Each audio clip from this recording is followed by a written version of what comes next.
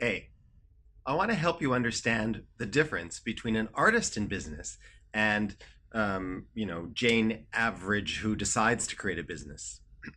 So there are things that business people who intend to create a business have that underpins their business. But we as artists end up in business, right? Our talent and our creativity become popular. People like what we do. They want to exchange energy in the form of money for what we do. So somewhere along the line, we decide, gosh, I guess I'm in business. That's what happened to me, right? So I was a theater and film director, and I was creating festivals and creating companies and continuing to do that work. And then at some point realized I'm a serial entrepreneur. What I'm doing is starting small businesses over and over and over and over again. But what I didn't understand was some of the fundamentals that business people understand when they set out to start a business. So after all, lots of years and lots of exploration and lots of mistakes, I discovered that there's sort of five fundamental pillars that I use as a metaphor that underpin the world. So I think that as artists, we create an incredibly exotic, fabulous world that never existed before. And that world is fun and inspirational and exciting and interesting to look at. Yep. But what happens is that the thing that's holding it up is our willpower, another bottle of wine, some books that we grabbed but we never actually read them, So our beautiful world is held up by really crappy pillars that aren't really there to support a business. They're there to continue to keep our exciting, exotic world afloat, but not really going to help us to be solid and sustainable for a future. So I've worked with this image for a while and said, okay, this beautiful world that we have is really, really awesome, but it needs five fundamental pillars that all business people understand when they build a business.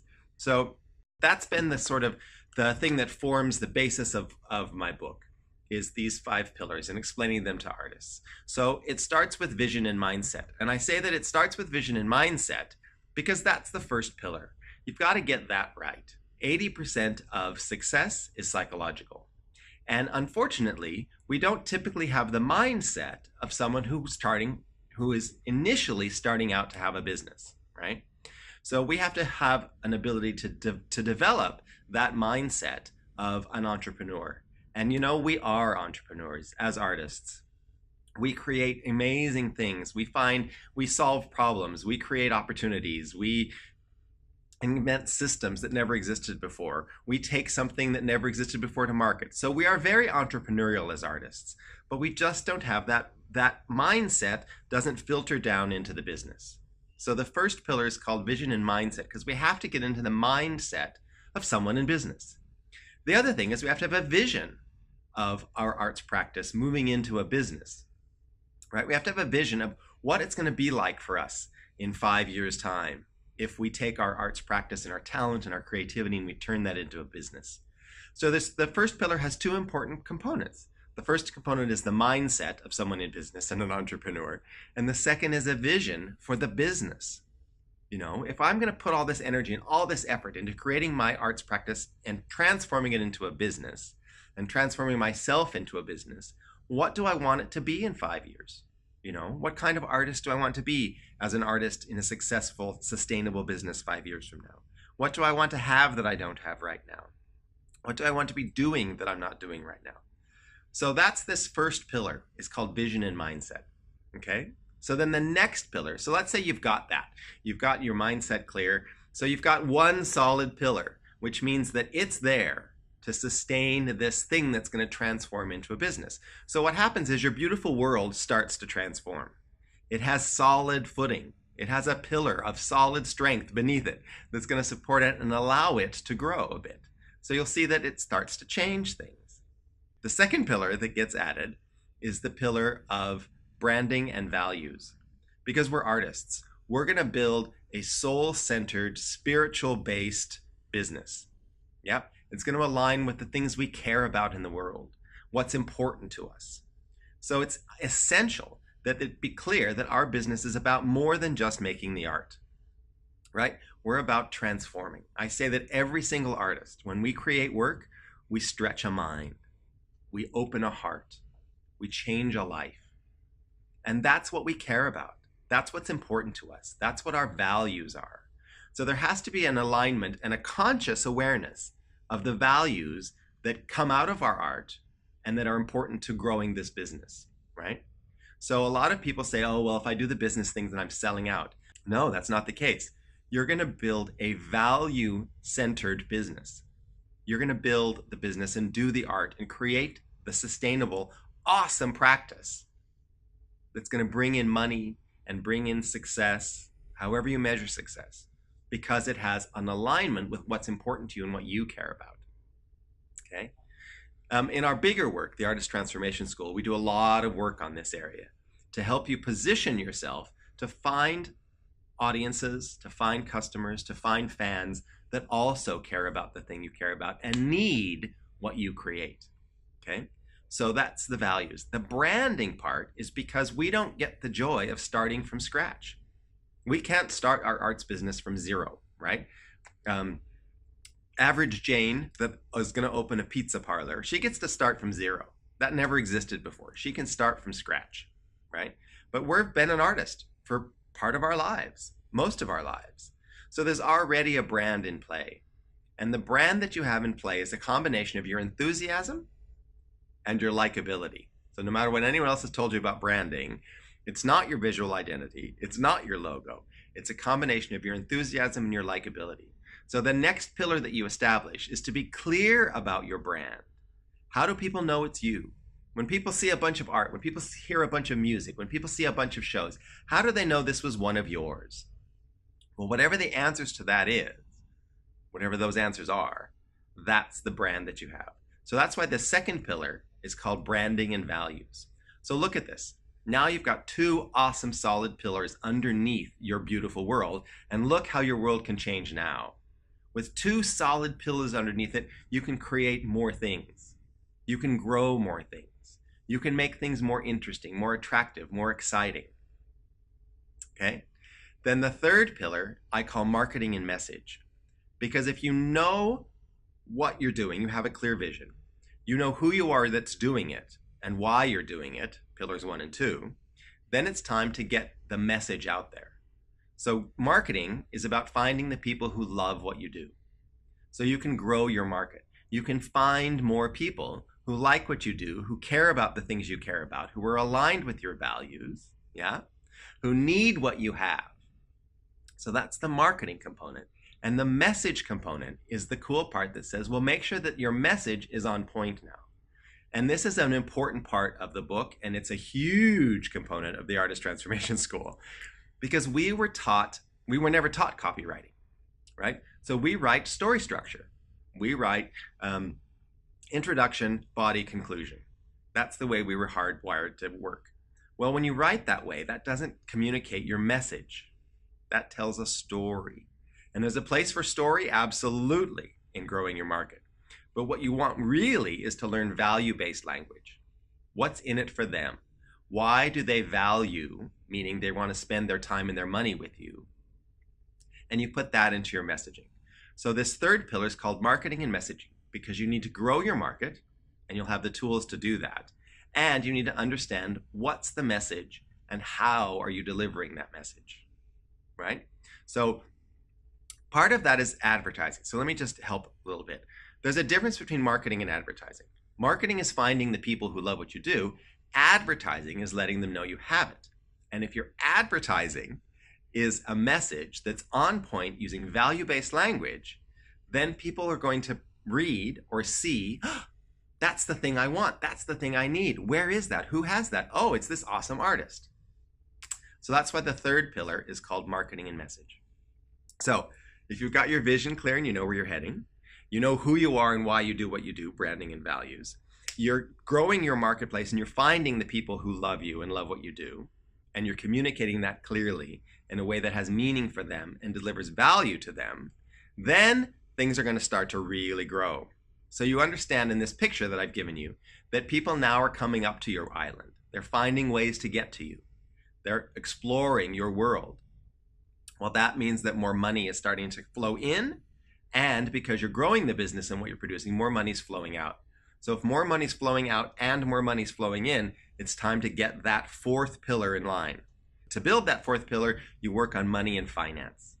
So money and finance are a weird thing for us as artists. We're largely, and this is not exclusive, but largely we are ignorant of money and finance terms and money and finance processes. It's not that we, don't want money, and it's not that we can't manage our finances. It's just that we're ignorant. No one ever taught us that, right? We've been spending all of our time and all of our energy creating the work, right? Building this awesome business. So no one just ever taught us that. So it's not the hardest thing you've ever learned. But this fourth pillar, money and finance, is essential. You've got to be able to start measuring things in your business. And the thing you really want to measure is money. And if you're not able to measure it, you're not able to manage it, right? So you cannot manage what you aren't measuring. If you're measuring it, you can manage it, right? So this fourth pillar is really important to erase the ignorance of finance and business, understand the difference between, fixed cost and variable cost, understand about pricing, yeah? Understand about volume, okay? And start to measure the money that's flowing in, the money that's flowing out, where it comes from, where it goes, the cycles of your year. Some goals around money and finance are important too. So once you start to measure this and manage this, then this fourth pillar really puts you on solid ground. Okay? So you're ready for the fifth pillar. And the fifth pillar is because the business is starting to kick on, right? So it's getting a bit more intense. So the hours are a bit longer, the demands are a bit longer, you're working a bit harder. So this is the moment where you have to look at some of the habits that you have developed. Because you weren't trained to be a CEO, right? You were trained through school and or experience to be this awesome creative artist. You weren't trained to manage a business, to manage a company. So this fifth pillar, planning and productivity, is essential once you're up and running. Because you're going to be getting tired. You're going to get a bit of stress. So you have to learn to have new habits, to have some planning in place so that you can manage the growth the way you want it to be. And I'm not talking about a business plan. I don't think as artists we need that 20-page document, but we do need a plan for the business. So I say you don't need a business plan, but you do need a plan for the business, right? And if you don't plan, you're guaranteed to fail. This business is not going to become sustainable if you just trust in the universe, if you just go with the flow. Going with the flow, trusting the universe, that's awesome for the creativity and the creation of the art.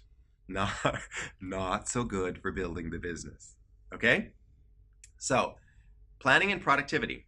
The other thing about productivity is we have to do more. We're still, for a while, going to be wearing all the hats. For a while, you're going to be the CEO, you're going to be the marketing manager, you're going to be the finance guy, you're going to be the salesperson. That's just going to be the way it is for the first 3 to 5 years, right? But then once you learn some productivity tips and you start to plan, right? Then you start to grow your staff, you grow your team, but you have to learn how to be incredibly productive. So one of the things that we teach lots of artists, and it's part of this fifth pillar in the book, is about time management and about valuing you and wellness and taking care of yourself, managing your time, managing you, managing emotions, okay? Managing stress. So those are things that are inside the planning and productivity. And if you do those 5 things, you've got 5 incredible solid pillars underneath your awesome arts practice. So in this final image, you can see how fun and how huge your world can grow if it's sitting on 5 awesome, fundamental, strong pillars. So 1 pillar means that you're kind of okay, you're going to get propped up. 2 pillars means that you're doing okay. There's a bit of balance that has to happen if you've got a structure with 2 legs, right? Once you drop that 3rd leg of marketing and message, you're on a tripod. And a tripod, if we carry this metaphor on, is the most stable structure, right? Because it can tilt. If one leg goes, it can still stay. Once you get the 4th pillar, you have movement. So you can pick up a leg and you can move forward and you can put that down because you always will have 3 on the ground, right? So the 4th leg means that there's movement and growth in the business. And once you have 5, then numerologically And structurally, that means that you have family, right? And you have room to grow and you have room to expand because you've got a fifth pillar under you. So I just wanted to throw that out really fast to you guys and just help you understand why I say that there's these 5 pillars. Those pillars are vision and mindset, branding and values, marketing and message, money and finance, and planning and productivity. And I think it's really important for us to be consciously aware of those are the 5 things that business people are taught, that they build first as they build, well, they build it as they build their business, but no one ever explained that to us as artists. So I do. I'm here. I'm telling you what that is. They're in the book, so you can read about them in the book, but I think it's good just to understand what it is about this book and how to use it and why it's helpful and why it's been helping thousands of artists that I've been working with over the past 10 years. So there you go. On to building those 5 pillars. And sometime you'll be ready to make a total transformation to that business and connect it to the big purpose in your life and find the spiritual connection to why you do what you do and find those people who love what you do. And then it's time for the Artist Transformation School. But for now, understand these 5 pillars and get them underneath your business. All right. Ciao for now.